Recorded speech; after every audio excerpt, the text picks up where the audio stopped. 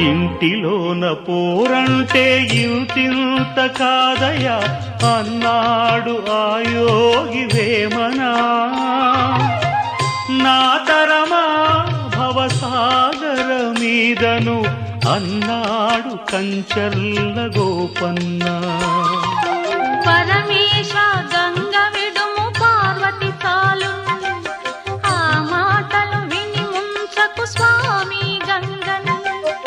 ఇంతులిద్దరైనప్పుడు ఇంతే గతిలే, సవతుల సంగ్రామంలో పతులది వెనకడుగే.